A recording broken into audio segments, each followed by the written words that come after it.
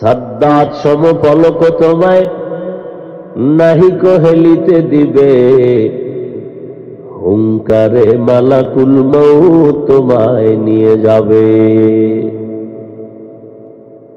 দরওয়াজা জানালা বন্ধ, কেউ দেখে না। সারাটা রাত ঘুম নষ্ট করে মোবাইল নিয়ে কবিরা গুনাহ করে করে রাত কাটাইলা, কেউ দেখে না। কে দেখেন? আরে যুবক, তোমার আমার মতো কত সন্তান আছে, চোখ আছে, চোখে পাওয়ার নাই। জন্মলগ্ন থেকে চোখ ছিল ভালো, হঠাৎ একদিন অসুস্থ হইয়া বিছানায় পড়ে চোখের পাওয়ার চলে গেছে। এরকম অন্ধ আছে না নাই? যুবক, আমার মাওলার ক্ষমতা কি দুর্বল মনে করছো? যেই চোখ দিয়া সারা রাত মোবাইল নিয়ে কবিরা গুনাহ দেখো, আমার মাওলা যদি তোরে অন্ধ বানায় দেয়, কেমনে মোবাইল দেখবি? আল্লাহ পারেননি? এই ভয় যদি অন্তরে থাকে, তাহলে পিছনের অপরাধ থেকে ফিরে যাও, আল্লাহর কাছে তওবা করে ক্ষমা চাও। ঘুমের ভেতরে তো কত মানুষ মরে যায়,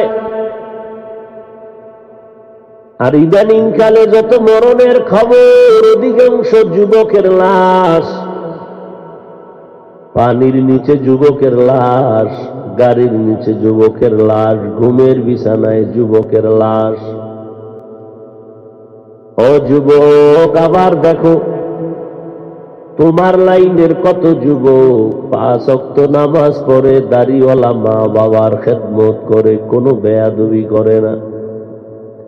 মা বাবাও দোয়া করে, মুরব্বীরাও দোয়া করে, আলেমরাও দোয়া করে, উস্তাদ শিক্ষকেরাও দোয়া করে। আর তুই যুবক এত খারাপ,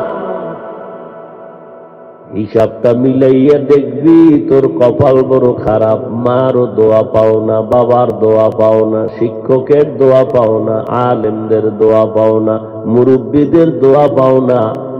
সবাই চায় তুই মইরে গেলে সবাই খুশি হবে। তুই এত খারাপ, তোর চরিত্র এতটা খারাপ, তুই মরে গেলে সবাই খুশি। জীবনে কামাই করলি এই জিনিসটা যে তুই মরবি, সবাই খুশি হবে। তোর চরিত্র এতটা খারাপ, তোর জীবনের 1 সেকেন্ডের কোনো দাম নাই। তুই কেমন যুবক, কেমন চরিত্রহীন যে তোর কলিজার টুকরা মা পর্যন্ত চায় তুই মরে গেলে খুশি। তোর বাবা চায় তুই মরে গেলে খুশি, কারণ তোর কারণে মা বাবার ইজ্জত নষ্ট হয়ে যাইতেছে। তোর মা বাপ চায় না তুই বেঁচে থাক। তোর কপালে মা বাবার অভিশাপ, ওস্তাদদের অভিশাপ, আলেমদের অভিশাপ, মুরব্বীদের অভিশাপ। এই 25-30 বছরেই কামাই করলি, চতুর্মুখী বদদোয়া। যে কারণে মোনাজাত দেয় সবাই, তুমিও হাত উঁচু করে মোনাজাত দাও। তোমার চোখে পানি নাই, তোমার চেহারার ভেতরে কোনো আকর্ষণ নাই, কোনো উজ্জ্বলতা নাই। তোমার চেহারা দিয়ে তাকাইলে শুধু ঘৃণা আসে, কোনো মায়া আসে না। যাদের কলবের চক্ষুটা মাওলায় খুইলা রাখছেন, তারা যদি তোর কপালের দিকে তাকায় বলে দিবে গত রাত্রে কয়টা গুনাহ করছো, বলে দিতে পারবে। যাদের কলবের চক্ষু খোলা।